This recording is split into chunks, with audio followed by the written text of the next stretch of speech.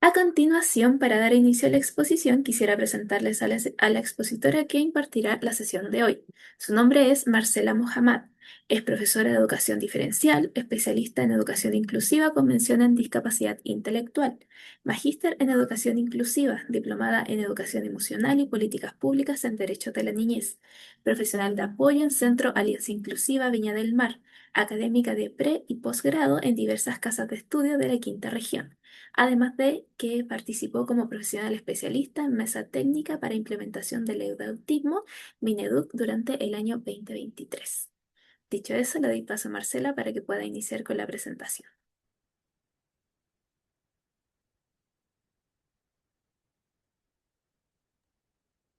Bien, muchas gracias Javiera por tu backup. Estuvimos ahí ajustando cosas técnicas hasta el último minuto y estamos muy contentas de poder compartir esta tarde y bueno, agradecer siempre la disponibilidad, el interés de, a pesar del cansancio, un lunes además, estar aquí juntos queriendo aprender y compartir experiencias en torno a esta temática que, bueno, es una temática que está a la base de un tema que en lo personal me apasiona, es a lo que me dedico 24/7, pero está focalizada este día en una etapa preciosa, pero no menos desafiante por lo bella que es la adolescencia. ¿Sí? En la neurodivergencia y específicamente qué es lo que nos está pasando, ¿no? En la adolescencia autista. Denme un segundito que voy a compartir mi presentación, que es más bien una guía que nos va a ayudar desde un apoyo visual para ir compartiendo el relato. Les pido que si tienen comentarios, preguntas, ex- expresiones en relación a lo que voy hablando, lo manifieste a través del chat. Veo algunas caras conocidas, por ahí mando algunos saludos. Y a quienes están en México, Colombia, un honor. Un honor ahí estar conectada también con los hermanos latinoamericanos en esta línea de estudio. Ya, voy.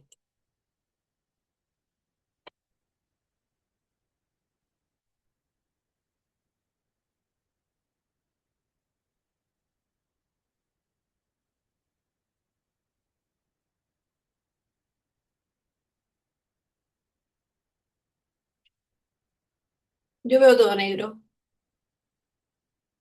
Debiese visualizarse mi presentación. ¿La ven? Súper. Bueno, el seminario de hoy lleva por título Acompañamiento a la adolescencia neurodivergente, plasmar una mirada sensible para poder edificar, acompañar proyectos de vida lo más saludable posible y desde una perspectiva autodeterminada, ¿sí? Mi expectativa con esta presentación es poder dejar más o menos claro cada una de las palabras que conforman este título.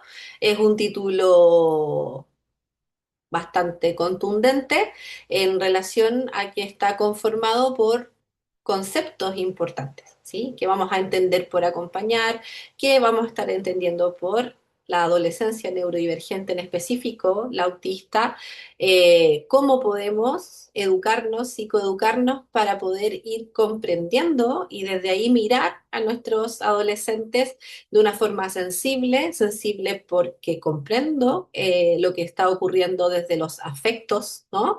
Con una observación que tiene la mirada puesta en caminar juntos, ¿sí? En esta transición hacia... Es una etapa en sí misma de transformación, pero al mismo tiempo es un proceso de transición hacia la vida adulta y ahí los proyectos de vida son tremendamente importantes en el proceso de la conformación de la autodeterminación, ¿ya?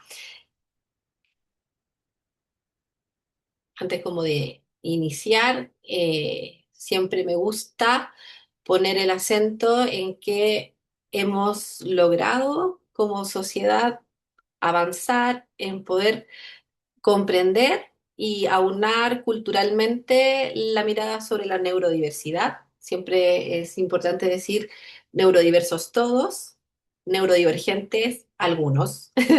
No es lo mismo y me gusta poner ese énfasis en la diferencia toda vez que la neurodiversidad es algo que nos representa como condición humana, como especie humana.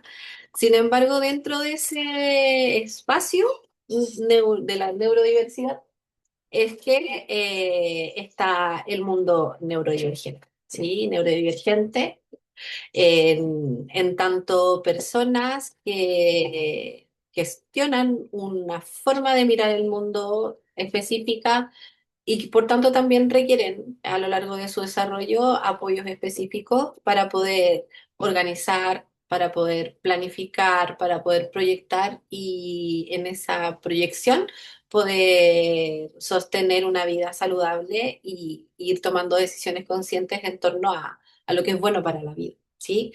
Y eso es tremendamente desafiante cuando la discrepancia en torno a la necesidades y cómo la sociedad entrega oportunidades de desarrollo, a ratos es muy grande, ¿no?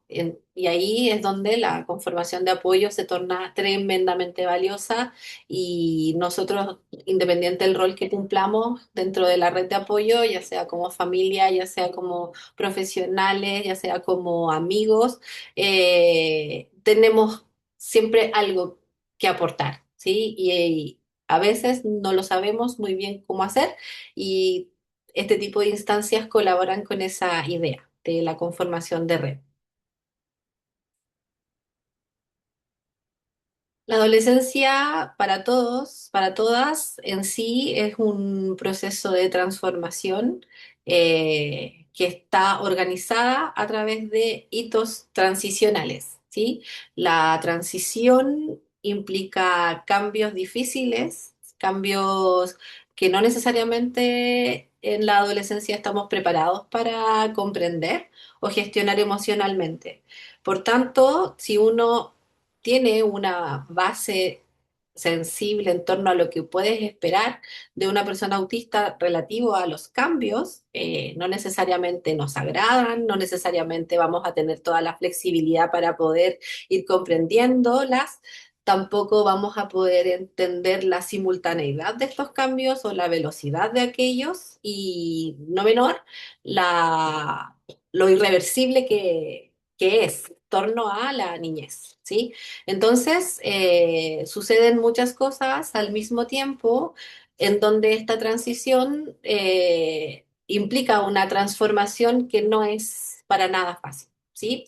Son procesos de construcción identitaria que los adolescentes necesitan ir observando por medio del acompañamiento que explique, que psicoeduque esto que me ocurre, ¿sí? Es muy valioso para los jóvenes estar acompañados de personas que vayan traduciendo de manera sensible lo que me está ocurriendo. ¿Sí? Si aquí habemos mamás, habemos profesoras, personas que acompañan a adolescentes autistas, yo creo que saben de lo que estoy hablando, en el sentido de decir, a ver, esto que te está ocurriendo ocurre por qué, ¿no? Y empezar a poner en palabras lo que a la base de la inflexibilidad o a la base de la conmoción emocional o de la intensidad emocional, no van a ser todo capaces de gestionar y por tanto puede provocar un sufrimiento o una desadaptación o un proceso de aislamiento y empiezan a ocurrir procesos que están absolutamente imbrincados con las transiciones evolutivas que tienen que ver con salud mental. ¿Sí? Si hablo muy rápido, me pueden mandar así un emoticón de algo más lento, pero me apasiono y por ahí hablo muy rápido. El acompañamiento en la adolescencia es incesante, requiere mucha paciencia porque los cambios son dinámicos, siempre están desafiando que aquello que me estaba funcionando para el abordaje y en la entrega de apoyos no necesariamente me va a funcionar mañana.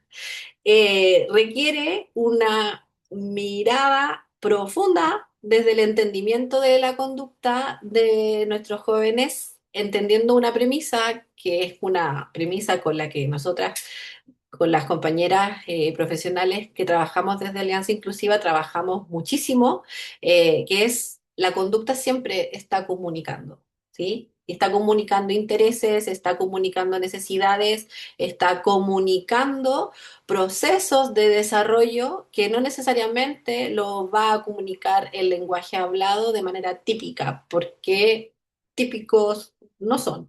Entonces, en esa no forma típica está la conducta como tremenda brújula de observación.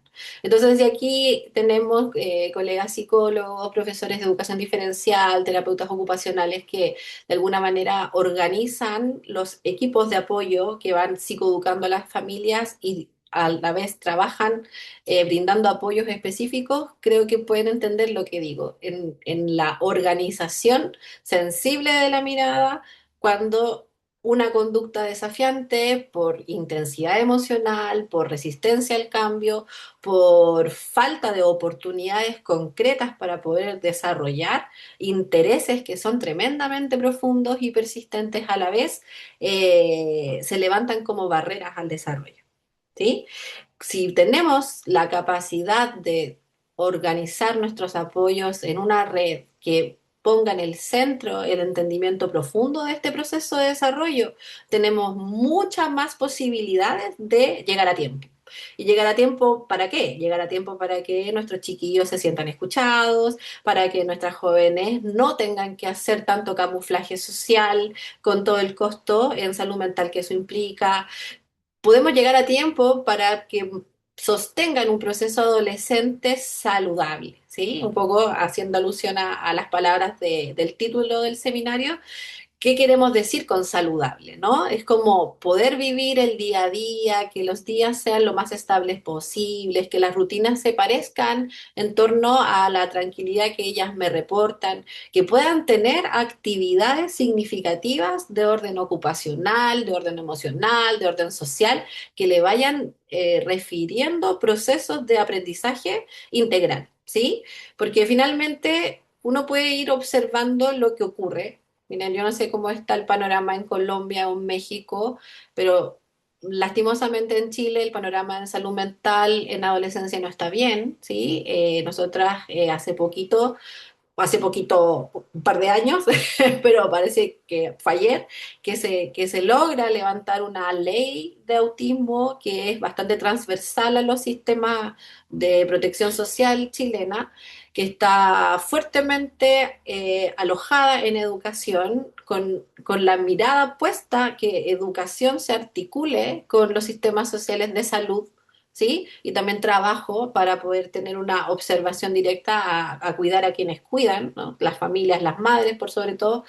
Eh, en el sentido de que hay un número rojo, una línea roja en salud mental que te dice que por lo menos en Chile la adolescencia no está bien en esta área y que necesariamente las escuelas tienen que articularse con los sistemas de salud mental para poder prevenir. Si hay alguna palabra que se repite muchísimo en nuestra legislación y normativa en torno a la inclusión y específicamente en autismo en Chile, hoy día es la prevención. ¿Sí? Y eso no viene de la nada, viene de, lastimosamente, no viene de un salto evolutivo chileno en cuanto a proteger a nuestros niños y adolescentes, viene de forma reactiva, producto de que tenemos una tasa muy alta de intento y también de suicidio consumado antes de los 15 años, ¿sí? Y si uno abre esa torta estadística, el número de las personas neurodivergentes que engrosan esos números es también tremendamente alta. Entonces, esto no tiene ni una intención de teñir la presentación desde una alarma, pero es bueno decir las cosas como por su nombre y que finalmente si hoy día en Chile hay una ley de autismo, esta deviene de 15 años de manifestación social organizada a través de las familias por demandas relativas a los derechos y por sobre todo para la búsqueda de una organización para poder proteger los sistemas de apoyo, la validación identitaria, los procesos de autoimagen y la capacidad de acompañar a nuestros jóvenes en los procesos de regulación emocional. Y se ha desplegado de esa manera, con mucha fuerza, con la mirada puesta en la prevención. Porque así, con la mirada puesta en la prevención, podríamos ser quizás más capaces de conformar redes y también estas redes a la vez ser también capaces de planificar procesos preventivos. ¿Sí?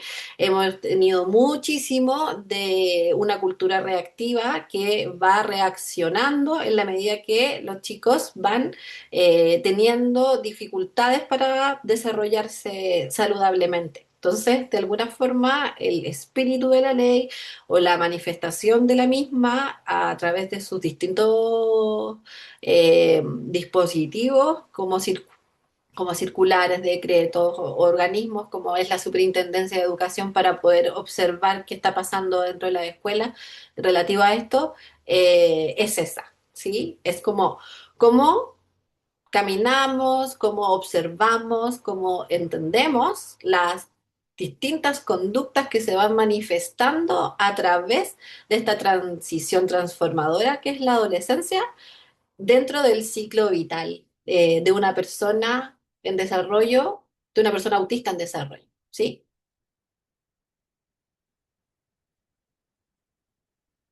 Quiero cambiar la diapo. Bueno, acá está este crisol, ¿no? Que nos recuerda que la neurodivergencia es una observación que se asienta con mucha firmeza considerando, incluyendo las distintas manifestaciones no típicas de nuestro sistema neuropsicológico a la hora de crecer, ¿sí? A la hora de ir manifestando nuestras distintas condiciones de vida porque pertenecemos a algún tipo de neurodivergencia, que es a la vez, sí, un diagnóstico, pero también un proceso identitario gestándose a lo largo del ciclo vital. O sea, cuando eres mamá y, bueno, tienes un bebé, tienes una guagua, y ella llega a tu mundo y inmediatamente estás tú y está todo alrededor pensando, ¿no? Que esté bien, ¿no? Que vaya desarrollándose desde la gestación hasta llegar al momento de la luz. Todas queremos saber rápidamente si en el Apgar todo salió bien, si está indemne, preciosa, sana y que paulatinamente se alimente, crezca y qué empieza a pasar, ¿no? O sea, como que se vincula, empieza a reaccionar socialmente, qué pasa con el lenguaje, las afectaciones o no, ¿cierto? Del desarrollo neurológico. Cuando llega un hijo autista, esto se empieza a manifestar tempranamente. Ahora, en Chile, al menos, culturalmente, hay una convención clínica de que el autismo se observa de forma muy sigilosa a partir de los 3 años. Se empieza a generar una sospecha, se empiezan a levantar señales de alerta. Si estás dentro del sistema de salud pública, empiezan a generarse los procesos de observación a través de los distintos eh, hitos, ¿no? De los controles del niño sano y si es necesario ir a sala de estimulación y si la sala de estimulación no basta, tenemos que profundizar y poder ir ya a una atención con neurología y bueno, es como contando un poco lo que le ocurre a tantas y tantos padres que caminan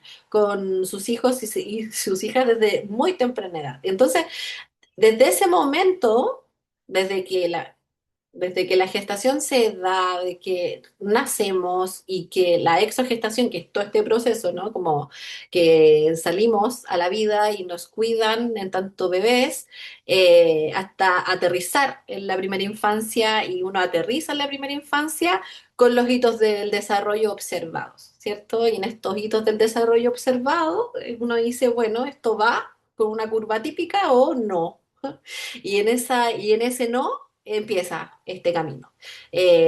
Con la primera infancia, en donde los padres y las madres, junto con los sistemas de apoyo, ya sea educativo, social o de salud, caminan buscando los mejores procesos para que las niñas y los niños se vayan desarrollando, generando, aprendiendo, conformando, lo que esta persona será, ¿cierto? Pero la primera infancia camina, y llega el momento de la escolarización. ¿Sí? Yo creo que ahí hay otro lugar tremendamente desafiante, es como que sentimos que logramos, ¿cierto? Salir, en el mejor de los casos, de las zonas críticas del desarrollo gracias a los apoyos oportunos, y estoy como contándola desde una vereda ideal, así como si es que todo funcionara, y estamos con un diagnóstico preventivo, ¿cierto? Y los apoyos están funcionando, la primera infancia se desarrolla, no exenta de dificultades, pero avanza y llega a la escolarización. ¿Sí? Yo soy profesora de educación diferencial, como me presentaba Javier hace un ratito, y desde la educación diferencial he tenido el privilegio también de poder acompañar a muchas trayectorias educativas en distintas edades a lo largo ya de 15 años, y, y la primera fase de la escolarización es un quiebre. Es un quiebre y es una transición tremenda para las familias, pero también para las niñas y los niños. Porque, ¿qué pasó? ¿No? Me cambian el contexto, se generan vínculos nuevos y entra algo muy importante a tomar partido de nuestras vidas, que tiene que ver con la cultura de nuestra sociedad formadas, ¿no? O sea, ¿qué es lo que sabe ese espacio educativo en relación a neurodivergencias? ¿Cómo miran a las neurodivergencias en este lugar en donde mi niña, mi niño va a empezar a configurarse como un aprendiz? Lo escucharán, la tomarán en cuenta, tomarán las indicaciones que uno intenta brindar, minimizarán los procesos emocionales, los organizarán desde una mirada preventiva o serán reactivos. Y empieza, ¿no? Y bueno, aquí, hay muchas personas conectadas, yo creo que todas tenemos algún vínculo en específico con el autismo y sobre todo con la niñez y adolescencia, es donde uno dice, ¿qué es lo que sucede, ¿no? Porque ahí es lo que ocurre es que empiezan a emerger las famosas barreras. ¿Y barreras a qué? Al desarrollo, al desarrollo, al aprendizaje, ¿cierto? Porque el cuadro teórico de la inclusión tiene que ver con eso. Vas a tener una experiencia inclusiva siempre y cuando esta persona que se está formando pueda participar, pueda aprender y pueda desarrollarse. Si falta alguna de las tres, no está haciendo, ¿sí?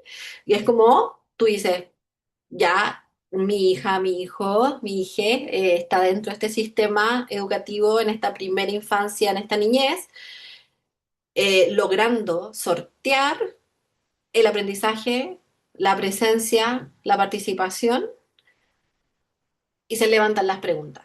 Y como nunca están las tres, idealmente igual de equilibradas, siempre pasa algo que tiene que ver con la falta del apoyo específico, porque sabemos que ningún niño es igual a otro y por tanto tiene un perfil en específico. Entonces, si mi estudiante, mi hijo, mi hija presenta un perfil en donde sus necesidades específicas como niña autista están situadas en la socialización, tú necesitas un espacio educativo que comprenda que es en la socialización donde se tienen que levantar los apoyos y no insistir en cubrir o enmascarar esas necesidades con procesos conceptuales o académicos, ¿cierto? O de otra índole, porque finalmente, si esa necesidad en la primera infancia o niñez no se cubre, solo se profundiza la necesidad, ¿sí? Y es donde, y aquí, bueno, llegando como a nuestro tema, ¿dónde es que detonan todas estas necesidades no cubiertas? En la adolescencia, con toda la fuerza, con toda la fuerza del mundo. Pero, ¿y por qué? ¿Y por qué? Porque es una necesidad vital poder detonar todas nuestras necesidades no cubiertas, poner a prueba todos nuestros vínculos socioemocionales seguros o no, en un momento crucial para la constitución de lo que va a ser mi transición a la vida adulta. ¿Sí? Porque es en la adolescencia en donde pasan demasiadas cosas y además la adolescencia se organiza en distintos hitos a la vez. O sea, tenemos como el primer periodo de la adolescencia, hay uno medio que tiene que ver con una meseta, en donde las madres adolescentes creemos como ya pasamos por el desierto, ya lo logramos y no, era solamente un momento, quizás hasta de poda neuronal, en donde, donde todos descansamos un ratito y vuelve otra vez con mucha fuerza el resurgimiento del proceso identitario que ya está muy, muy, muy apegado a la transición a la vida adulta y vienen otras cosas, ¿no? Vienen la necesidad de tener un lugar en el mundo, viene la necesidad absoluta de pertenecer a un grupo de pares, viene la necesidad total de tener un proyecto vital, viene la necesidad total de querer ser vista y de alguna forma configurarme de manera segura en ese soy vista.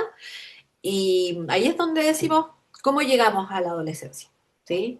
¿Cómo llegamos? Llegamos con una autoestima o un grupo de apoyo, una red de apoyo protectora como para poder estar ahí en esos momentos en donde nuestros niños, nuestros jóvenes sienten que el piso se desbanda y por eso es que hablamos de ciclo vital, porque no hay nada que ocurra en la adolescencia que no se pueda de alguna forma explicar a través de lo que ha ocurrido en su trayectoria de vida previa, ¿sí?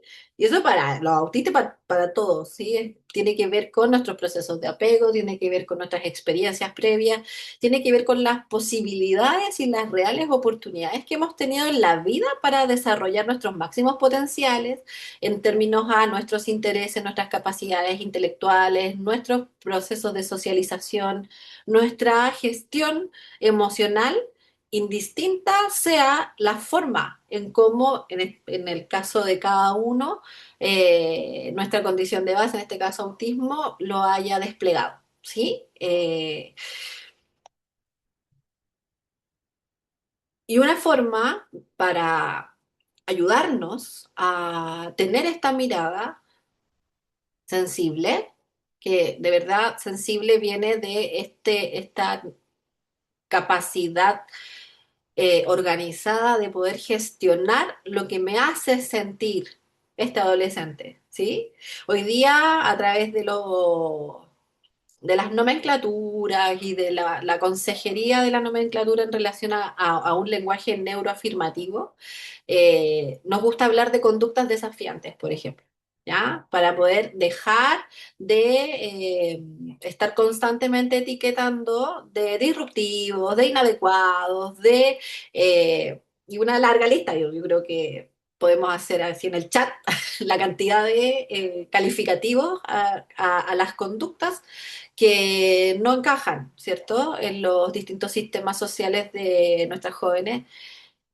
Sin embargo, preferimos desde un lenguaje neuroafirmativo hablar de conductas desafiantes y, y es interesante porque son conductas desafiantes para nosotros. O sea, son conductas que desafían al adulto que cuida, al adulto que educa, ¿sí?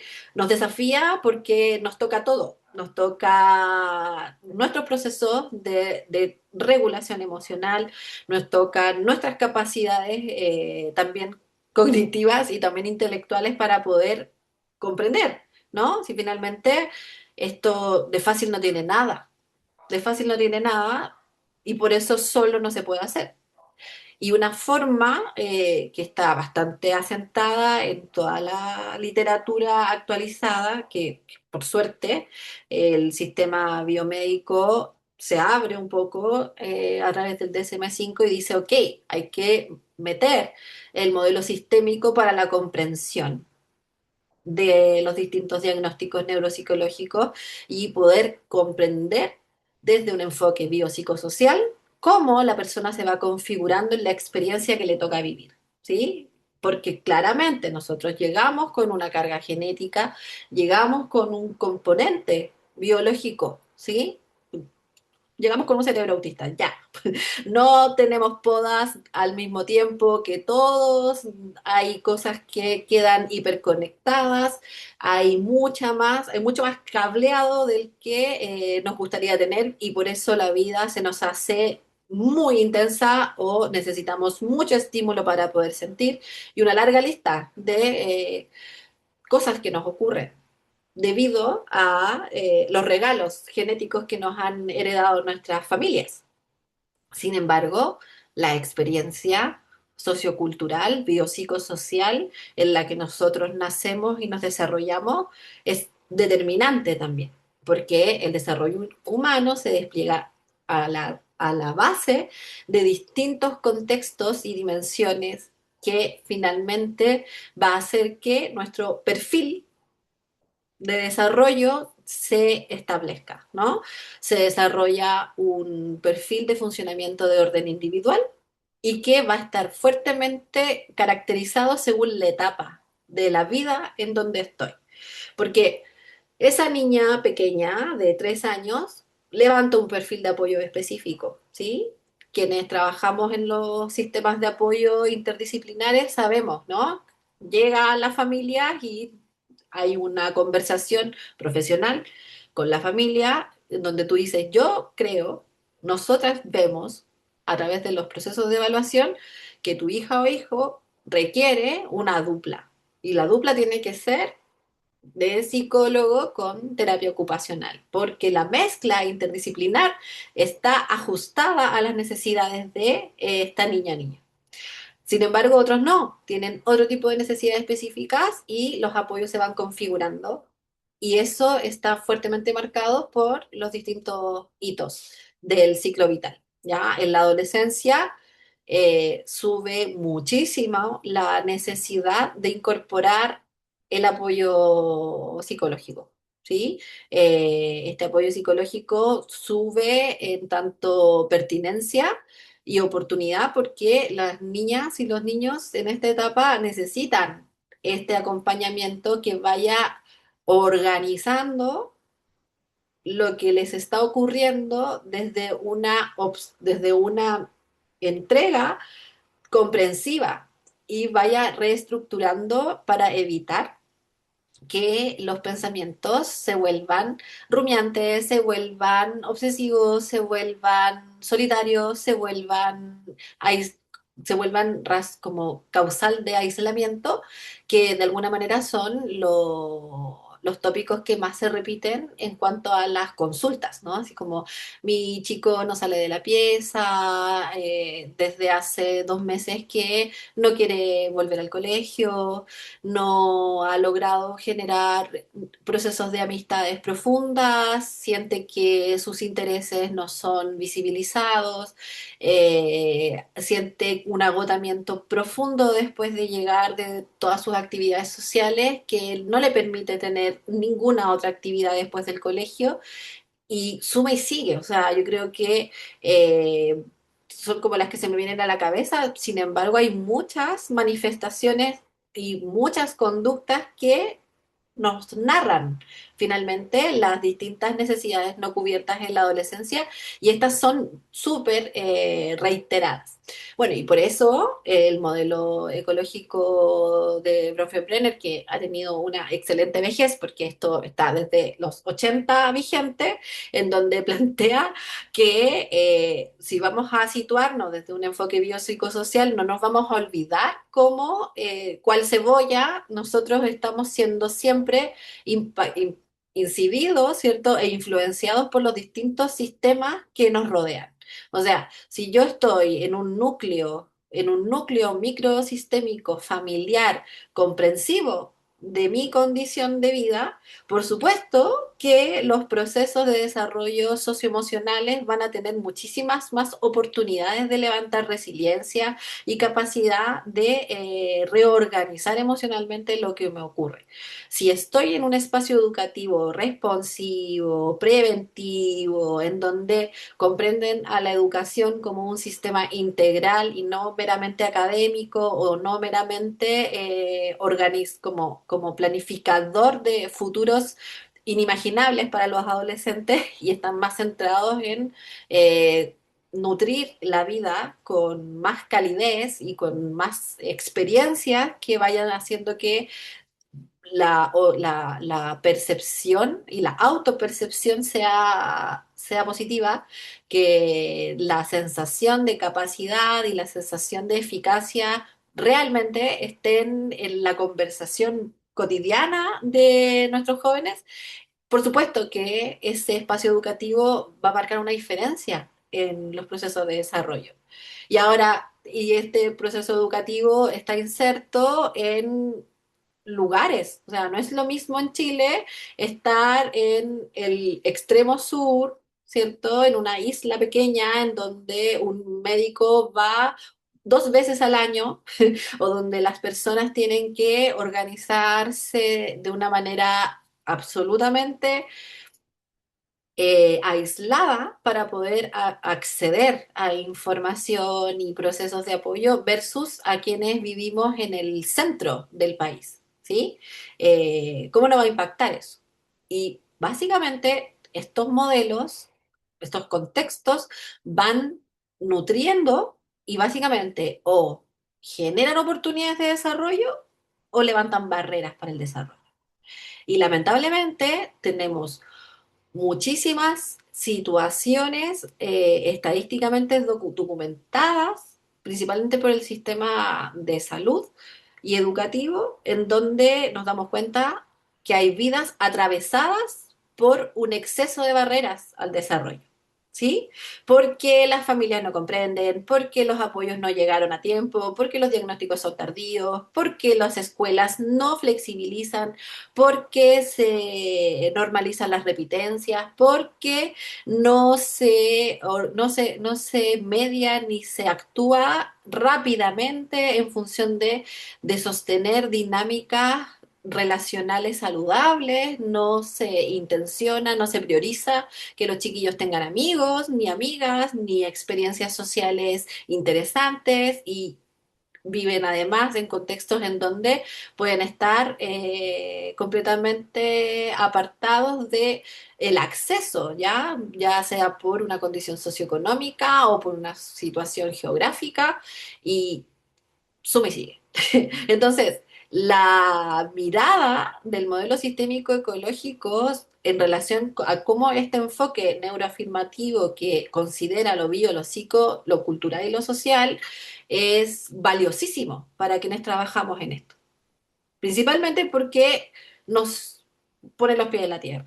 ¿Sí? Principalmente porque cuando nos enfrentamos a una persona que presenta un diagnóstico y una condición de vida, nos demoramos un poco antes de etiquetar o estereotipar por un mero diagnóstico. Nos demoramos un poco más para poder conocer de manera profunda lo que está ocurriendo desde su perfil de apoyo y poder incidir en que su calidad de vida vaya mejorando. Y cuando uno habla de buscar la redistribución de la justicia a través de una calidad de vida plena, cuando uno habla de plenitud, es la posibilidad de las familias de no tener que estar eligiendo un derecho por sobre de otro, que es en realidad lo que la gran mayoría tiene que hacer. Tengo que elegir entre educar y salud, o tengo que elegir entre salud y educación, ¿sí?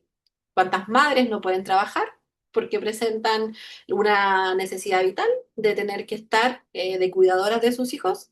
Tengo que elegir, ¿no? Cuando uno debe elegir un derecho por sobre otro, la plenitud no se consagra, ¿ya? Y cuando uno quiere avanzar hacia una calidad de vida plena, implica necesariamente hacer un ejercicio de redistribución de recursos. Y por eso es tan valioso, por ejemplo, contar con una ley, ¿no? Con una ley que tenga un enfoque biopsicosocial. No porque nos vaya a solucionar la vida una ley, sino porque al menos hay una base, hay un piso mínimo, ¿no? Desde donde las familias puedan decir, no estamos locos, cuando decimos que necesitamos más apoyo sistémico. Necesitamos más apoyo sistémico. No basta con solo mi espalda, no basta con echarle ganas, ¿sí?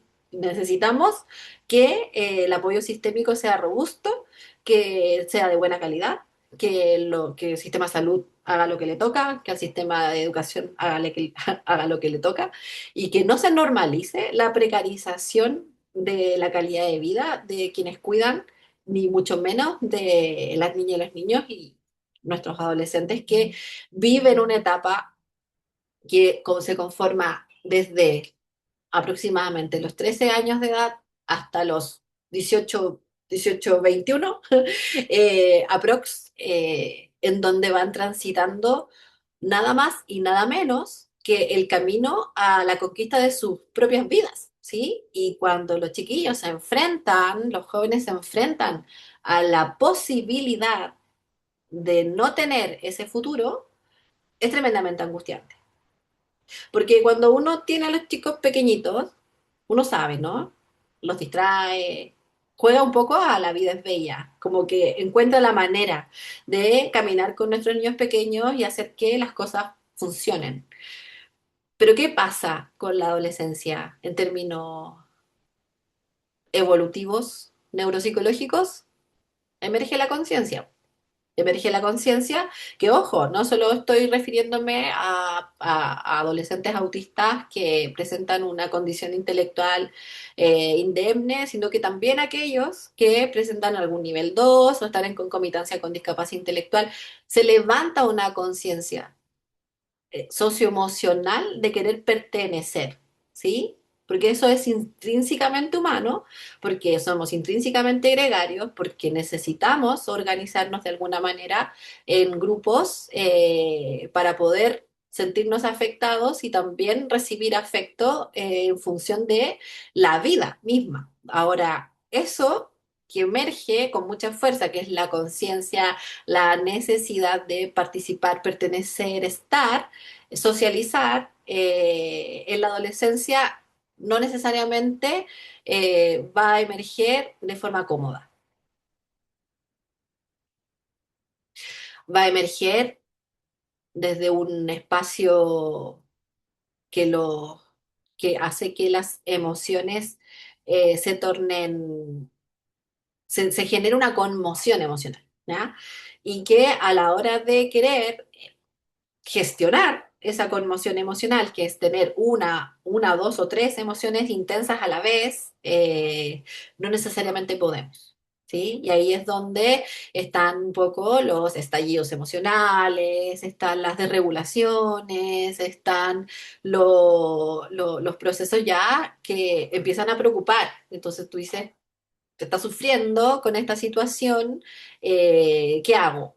Bueno, un poco desde la mirada ecológica sistémica se organiza también desde el modelo del sistema de apoyos. ¿Sí? El modelo del sistema de apoyos es un marco teórico que está organizado principalmente desde la Asociación Americana de discapacidad intelectual, pero presenta una capacidad técnica para poder abarcar a la neurodivergencia de una manera súper adecuada, porque el sistema de apoyo, su principal objetivo es poder definir el conjunto de recursos, estrategias y servicios que le van a permitir a las personas desarrollar sus habilidades, participar en comunidad, incrementar su autonomía, mejorar su calidad de vida.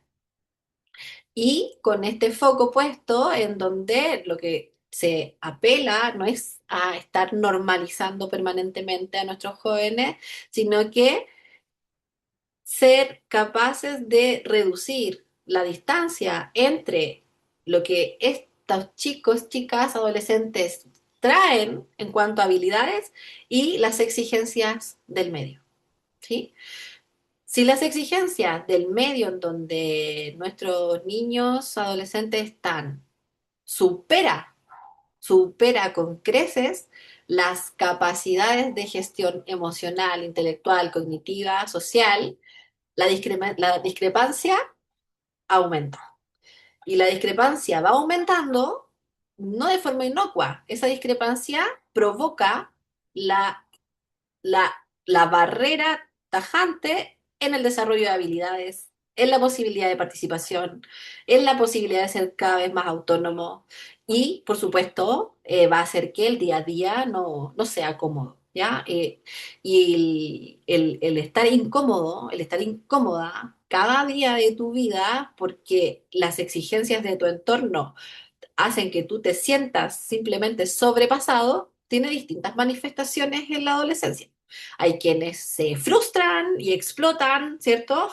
Y están permanentemente muy, muy, muy enojados, pero hay otras que lo enmascaran, están en silencio, no mueven nada, o sea, pero el proceso es internalizante.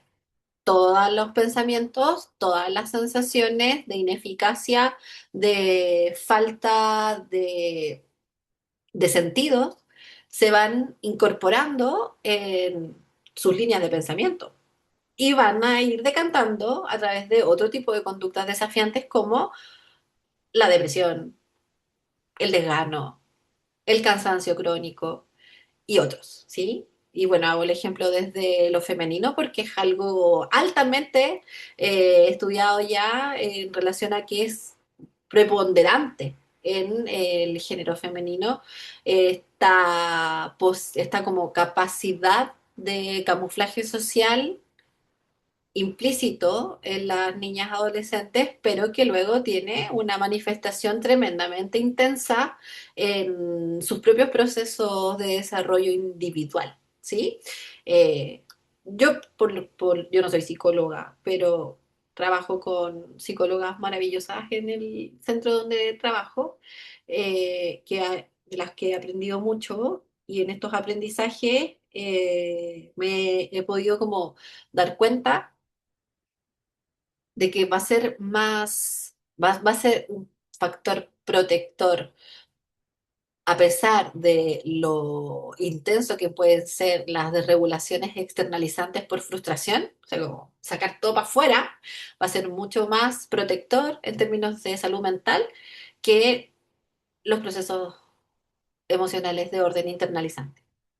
O sea, si queremos de alguna manera colaborar con entregar recursos, estrategias que apoyen los procesos de desarrollo neuropsicológico de nuestros chicos, es crear los puentes para que se puedan expresar, ¿sí? Y esto que suena súper como cliché, es tremendamente desafiante desde lo profesional, ¿sí? Porque finalmente tú dices, ya, eh, ¿cómo hago yo para ayudar que este chico me cuente o exprese lo que está sintiendo?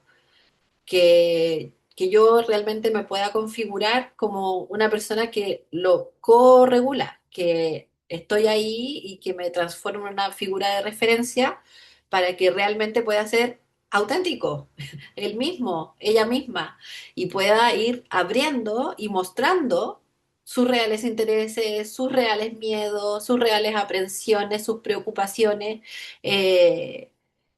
porque eso es oro para quienes trabajamos generando apoyos, ¿sí? A la medida que estemos más cerca, de esa posibilidad de entendimiento, más posibilidades vamos a tener de entregar estos recursos, que al final del día, cuando estoy segura que todos aquí podemos como encontrar un ejemplo de eso, cuando se Marcela, generan disculpa. logros, voy a terminar la frase, cuando se generan logros, son muy, muy celebrados. Así es como que dicen, como cuando puedas llegar ahí a este lugar como de confianza o de expresión de la autenticidad.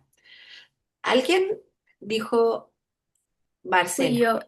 Es que habías dejado de compartir y se estaba viendo otra parte de tu pantalla, pero ahora volvió a compartir de nuevo. ¿Ah, sí? Ya.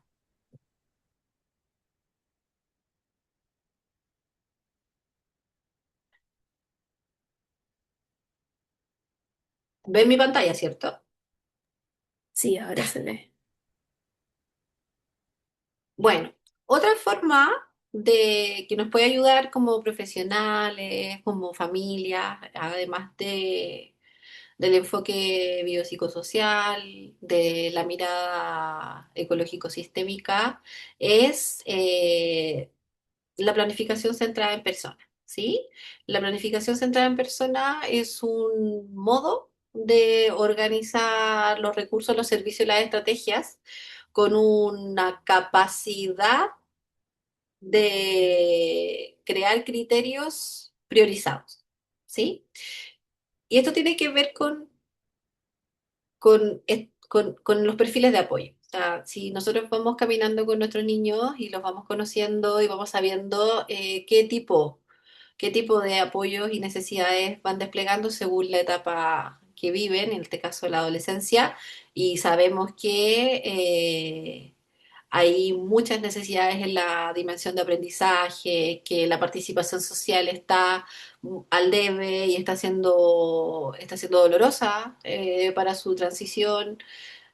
Hay que priorizar apoyos ahí, ¿sí? La planificación centrada en persona es un tremendo recordatorio de no estandarizar los recursos y las estrategias por un diagnóstico clínico.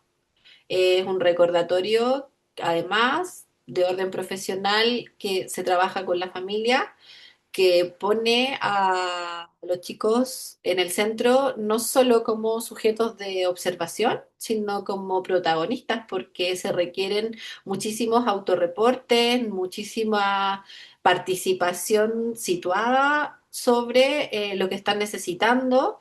Entonces, yo les invito a googlear lo que es la planificación central de la persona, que deviene del marco y del modelo de calidad de vida que han desarrollado fuertemente en España.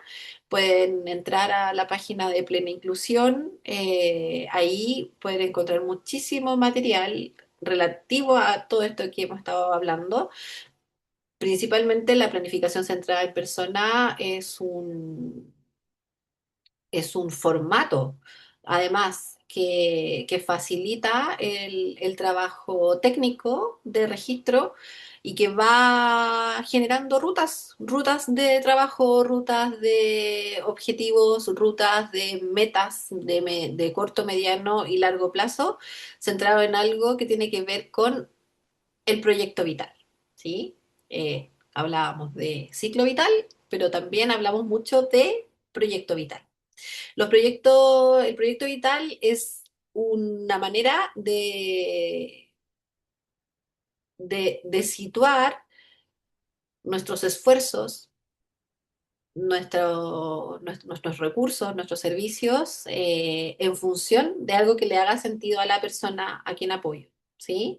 Y para hacer un ejemplo, por ejemplo, cuando estamos trabajando con niños pequeños, es difícil como imaginar, bueno, qué proyecto de vida va a tener este niño pequeño, ¿cierto? Pues sí lo tienen, porque tienen intereses muy profundos y por supuesto que su proyecto de vida no va a tener que ver con una estandarización de la vida adulta, nada que ver, tiene que ver con que conoces esos intereses profundos y conoces en los espacios en donde se desenvuelve y tú configuras los objetivos que sabes que van a poder referir y van a poder reportarle gratificación y van a poder ser una oportunidad de desarrollo en ese momento. En la adolescencia, el proyecto de vida es la bisagra para lo que viene en cuanto a autodeterminación, ¿sí? Esta forma, este marco de referencia biopsicosocial con estos ítems que plantea esta pirámide tipo pirámide de Maslow, pero que lo organiza en bienestar físico, emocional, social, aprendizaje, autodeterminación y proyecto vital, es una forma esquemática que plantea Marcela Villegas, que es una profesora de educación diferencial, es directora del centro donde yo trabajo en Alianza Inclusiva y además ella estuvo liderando y a cargo del desarrollo de la ley de autismo, así que es muy valiosa la forma en cómo estructura este marco de referencia para poder guiarnos en función de cómo configuro los criterios a la hora de tomar decisiones que van a impactar la vida de los chicos con los que estoy, ¿no? Ya sea familia o profesional o profesores de un espacio educativo.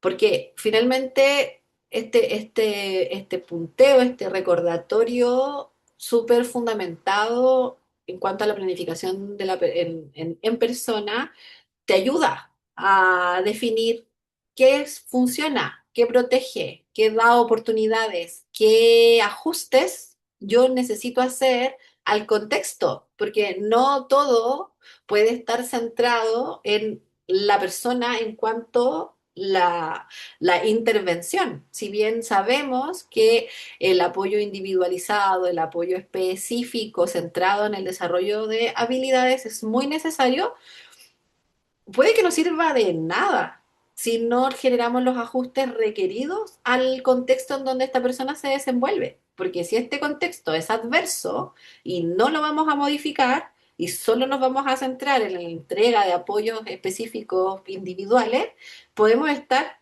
con un efecto de caminata de gimnasio, así como que uno cree que está caminando, pero está ahí mismo, ¿sí? Porque finalmente todo el desarrollo de estas habilidades que se ponen en juego con los apoyos específicos y especializados, si no se transfieren a la vida diaria, si no se transforman en participación social, si no se transforman en sentimiento de capacidad y eficacia y sentido vital, eh, ¿en dónde queda? En un box de atención. Y bueno, por eso también es tan crítico y tan a veces, no sé cómo es la palabra, pero a veces uno quiere incidir, ¿sí? Y esta idea de no podemos pensar que todo se va a solucionar en cuatro paredes o no vamos a descansar la conciencia por solo saber que va una o dos veces a terapia si miramos hacia el otro lado y no queremos darnos cuenta de que en su vida diaria esto no está teniendo algún tipo de repercusión, ¿sí? Por supuesto que los cambios no son de un día para otro, que los apoyos tienen un correlato, que hay proyecciones, que hay objetivos que hay que ir pasando para poder generar, porque es una planificación. Sin embargo, uno necesita tener como adulto que cuida, como adulto que apoya, la conciencia de que esa vida que está ahí en estos procesos de apoyo y de desarrollo necesita tener una referencia de cómo va modificando eso que le es adverso, ¿sí? Y esto en palabras simples es, si estoy en una escuela en donde no tengo ninguna referencia sobre mis capacidades o intereses y cada día que voy tengo más sensaciones que tienen que ver con lo incapaz que soy o lo inadecuada que soy, y nadie hace nada porque ese contexto se modifique, la internalización de la frustración va, ¿sí? o simplemente la sensación del quiebre de la confianza adulta, ¿sí? Hay un, hay un texto que es muy interesante de, de UNICEF que salió hace como 10 años atrás en relación a la colusión adulta, que se llama. La colusión adulta. Y este texto planteaba, y plantea, y está muy vigente, de que el mundo adulto se colude en función de lo que apoya y lo que no, en relación a sus infancias, niñeces y adolescencias.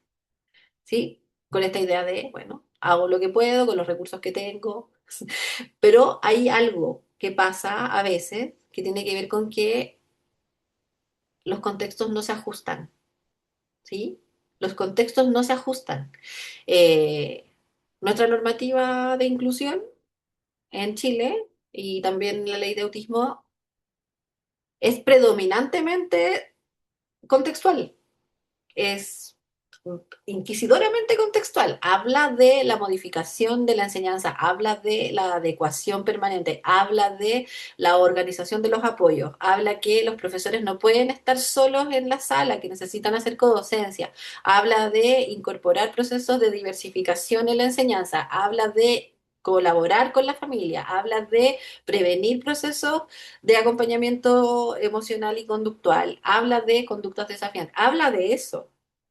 Sin embargo, hay muchas adolescencias que caminan en la absoluta soledad porque ni en la familia, ni en el hogar, ni tampoco en el espacio educativo, ni tampoco en los distintos espacios sociales encuentran referencia en función a lo que están necesitando ajustar.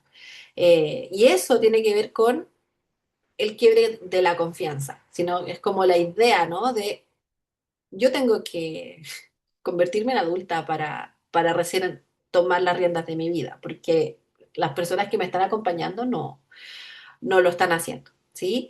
Y por ahí lo valioso de los procesos terapéuticos desde la neuropsicología pasa por la psicoeducación, ¿sí? Porque nos podemos poner en los zapatos de las adolescencias y poder ser más pertinentes y más sensibles a lo que están necesitando. Bueno, la planificación centrada en la persona, los sistemas de apoyo y un poquito todos los elementos que se han venido conversando se alojan, se adhieren a través del modelo calidad de vida. El modelo calidad de vida está extendido desde hace ya un par de décadas, lo gestan, lo piensan, lo publica Charlotte y Verdugo en el 2003 y tiene una estructura, tiene criterios pilares y lo más interesante que yo he aprendido sobre el modelo calidad de vida es que si bien para que el modelo sea modelo y se conforme como ciclo, es importante que la persona tenga buenas relaciones interpersonales, su desarrollo personal, físico, material, la inclusión social, todo esté de alguna forma conectado, pero tiene un corazón. Y ese corazón es la autodeterminación, ¿sí? La autodeterminación está en el título de este seminario y es por esto, ¿ya? La autodeterminación es un derecho, es todos y todas tenemos el derecho a autodeterminarnos en la vida. Y la autodeterminación no es otra cosa que llegar a un punto de madurez o si por tu condición neuropsicológica vas a requerir una codeterminación, porque solo no vas a poder, pero vas a requerir a alguien que colabore con que tu vida tenga aquello que tú necesitas para poder vivirla plenamente. ¿Sí? Si estamos en condiciones de ser autodeterminadas, en ese momento es cuando vamos a poder ir tomando decisiones conscientes en relación a lo que yo quiero para mi vida. Y ahí es donde yo voy a decir, bueno, yo para mi vida quiero estudiar esto, yo para mi vida quiero vivir en este lugar, yo para mi vida quiero dedicarme aquí, hacer allá. desarrollar ciertos intereses y vas conformando tu proyecto de vida de manera autodeterminada, ¿sí? Y no subordinada. Si uno busca un antónimo, está la subordinación. Y la subordinación no es otra cosa que hacer de tu vida lo que otros te imponen, independiente así es que te hace feliz o no. Y ahí es donde entran los modelos anticapacitistas, donde se genera la lucha bastante álgida que hay, por ejemplo, en relación a la inclusión en educación superior, en donde hay una discusión súper fuerte, por lo menos en Chile, sobre por qué tienen que haber solo un perfil de egreso en las carreras profesionales, por qué no pueden haber más de uno, por qué no se generan en función de hitos, por qué tienen que estar simplemente alojados a la idea de que hay una sola forma, ¿no? De poder desarrollar una línea profesional y bueno, la autodeterminación es la llave bisagra para que el modelo se mueva, ¿sí? Porque tiene que ver con que ponen los objetivos y las metas ahí.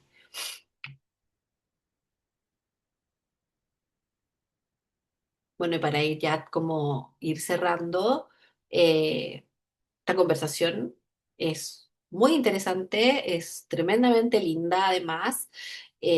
Todos fuimos adolescentes. Yo creo que ese espacio de desarrollo vital en donde uno no es ni adulto ni niño, eh, es tremendamente crucial, queda anclado en nuestras memorias emotivas. Todo lo que ocurre en la adolescencia finalmente es un ingrediente preponderante a lo que va a ser nuestra primera fase de la adultez, y la autodeterminación o la codeterminación básicamente requiere que nosotros estemos permanentemente desarrollando nuestros máximos potenciales, ¿sí? Que tengamos la capacidad de hacerlo. Pero si tenemos la capacidad de hacerlo, pero no la oportunidad, estamos en el mismo punto, ¿sí? O sea, la autodeterminación tiene esta dualidad de requerir que las personas avancen en el desarrollo de sus capacidades y habilidades de la mano de oportunidades justas, ¿sí? Y gracias a la evolución del abordaje de la condición neurodivergente actual, es que podemos contar con modelos, planificaciones, sistemas de apoyo que profesionalizan esta ruta de vida que tenemos, en configurarnos como red y, y personas que apoyan a otras porque creemos que es justo y necesario. Esto es un resumen, ¿sí? De ámbitos, dimensiones de apoyo. Es súper importante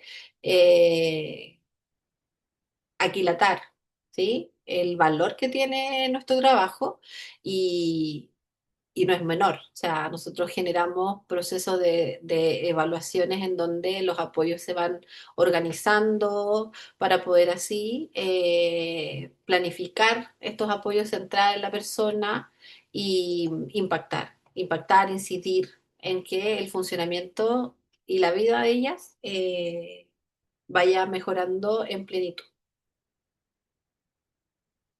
Bueno, por último, decir que, bueno, como profesora, creo mucho en esta idea de que si bien la educación es un derecho irrenunciable, el derecho a la identidad también lo es. Y habría que como avanzar en que estos derechos no estén en controversia, ¿sí? ¿Cómo logramos configurar que estos derechos estén alineados hacia un mismo punto y no permanentemente en choque, ¿sí? La autodeterminación depende del desarrollo de habilidades y la educación tiene todo que decir ahí. ¿sí? Tiene que ver con el desarrollo de la habilidad de la autonomía, de los procesos de autorregulación, de la manera en cómo configuramos nuestra cultura y creencias y nuestro propio conocimiento en relación a quienes somos. Así que nuestros profesores, nuestro contexto educativo es tremendamente importante en cuanto a este camino, ¿sí? Y bueno, estos temas van a estar siendo profundizados en la clase que vamos a hacer junto a Alejandra González, en donde vamos a profundizar sobre adolescencia autista para sacar un poco más de provecho de estos tópicos que son muy interesantes y valiosísimos para nuestra práctica. Y nada, agradecer nuevamente que estén aquí con ganas de seguir aprendiendo eh, y dejo a la Javi que cierre.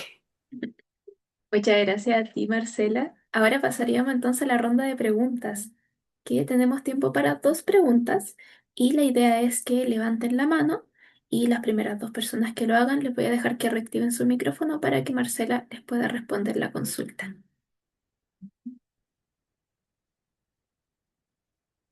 Así que ahí pueden ir levantando la manito si tienen alguna consulta al respecto.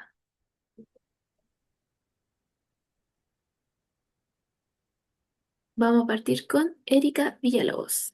Erika, ahí puedes reactivar. Hola, buenas tardes, buenas noches ya. Mi consulta es la siguiente. Yo trabajo en consulta particular en un centro de terapia y me toca hacer muchos hados, pero me pasa mucho que llegan adolescentes a aplicación de hados que tienen como aburridos de jugar un papel en el colegio, en la familia, con los amigos. Y siempre como que han escondido sus características para ser aceptados. Y me toca hablar con los papás y los papás dicen, pero ¿por qué va a salió con espectro si él se comportaba normal? Entonces uno le da las indicaciones, que es posible que mejor vaya a terapia con psicólogo, que lo valide el neurólogo, todo, pero los papás tienen más problemas. Y el niño, o sea, el adolescente dice, por fin me liberé. Entonces, yo no sé cómo trabajarlo con los colegios para que tener también esa visión, porque muchas reuniones técnicas que tengo con los colegios me dicen, no, pero es que acá es súper normal y hace, sí, pero está haciendo un papel para que lo acepten.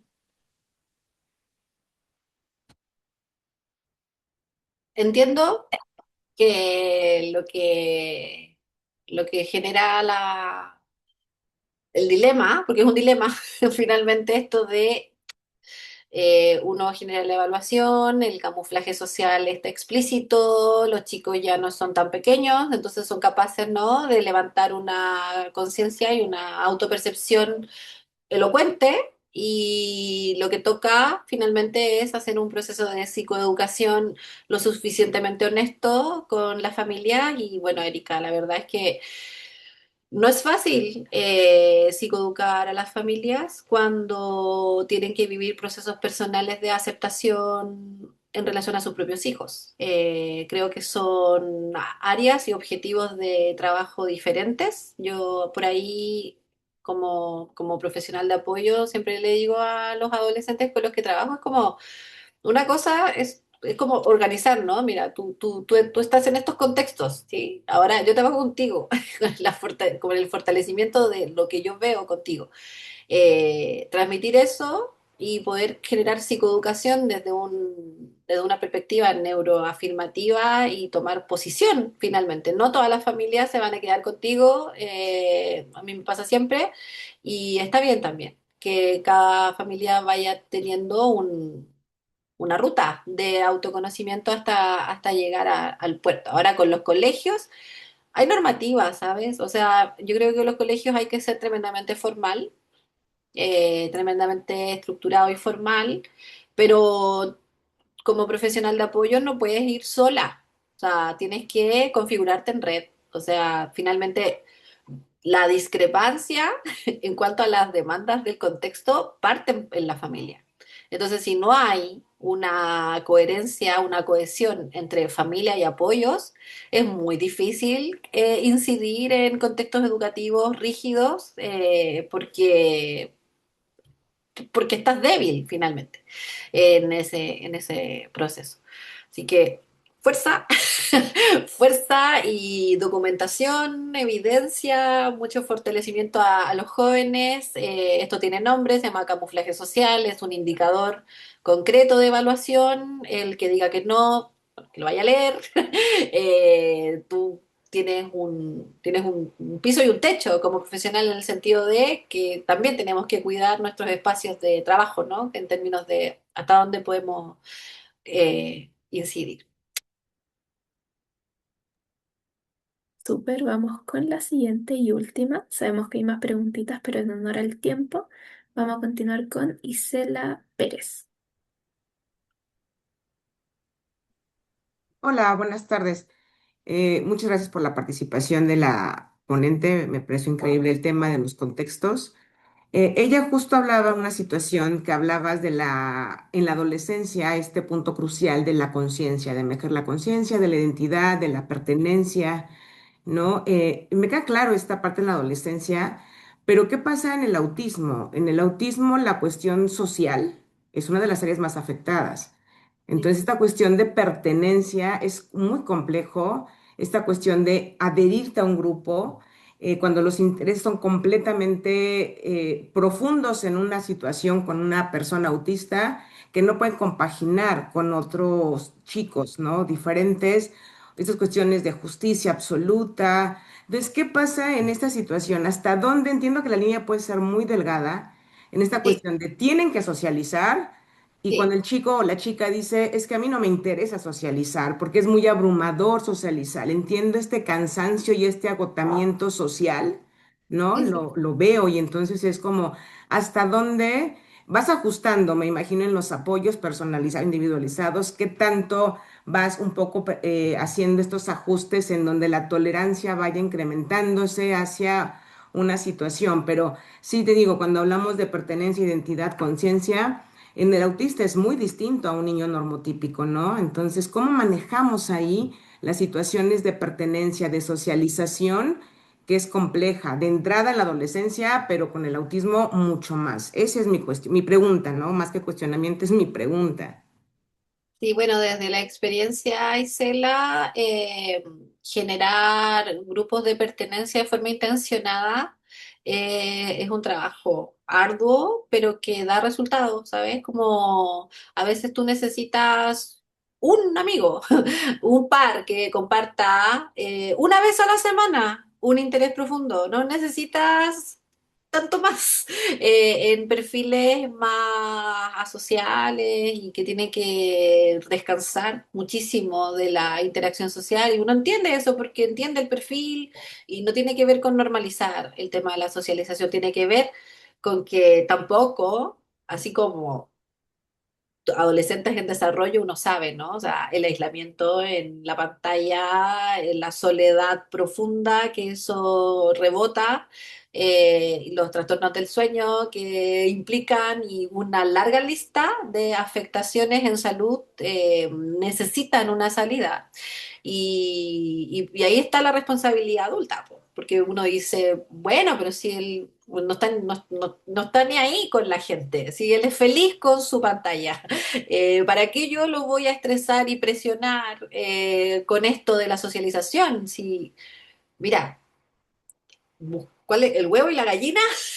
Es súper, súper, súper presente en este tipo de casos, pero desde mi experiencia y desde lo que se ha logrado también hacer en el lugar donde yo trabajo, es que a veces hemos logrado generar grupos de pares, de intereses compartidos, que vayan generando ciertos hitos y vayan generando ciertas referencias que hagan que los chicos vayan flexibilizando de manera situada, porque si no viven la experiencia, Ahora, que las experiencias sean protegidas, cuidadas, organizadas. A veces pasa un poco en la maternidad, ¿no? Como en la soledad de la maternidad autista, como decir, a mí me gustaría conocer a otra mamá que quizás estaba pasando por lo mismo, de repente el mismo texto, el mismo libro, la misma película, o qué sé yo, la banda de K-pop que la hace llorar sola en la noche, tiene empapelada la pieza con un montón de referentes, ¿cómo no va a haber algo, otro con el cual compartir?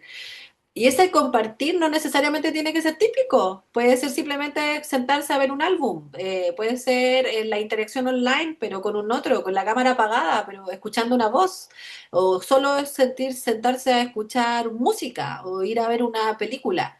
Son formas también atípicas de socialización, pero socialización al fin. Y claro que necesitan nuestra ayuda para intencionar ese tipo de experiencia. Te agradezco mucho. Y creo que, perdón, un minuto nada más te tomo, creo que hacer un poquito esta cuestión. Creo que a veces lo difícil es entender, ¿no? Esta justa diferencia. A lo mejor la socialización, la convivencia puede estar o se puede generar desde otro lugar que no precisamente es el que estamos acostumbrados nosotros. Y a Así veces es. es lo que da trabajo entender. El otro tiene una mirada y una visión distinta que necesita ser respetada. Tal cual. Sí, yo creo que es mirar a la socialización también desde un enfoque neuroafirmativo puede dar ciertas pistas de no tenemos para qué sentarnos 10, ¿cierto? En el chisme. ¿Qué me importa?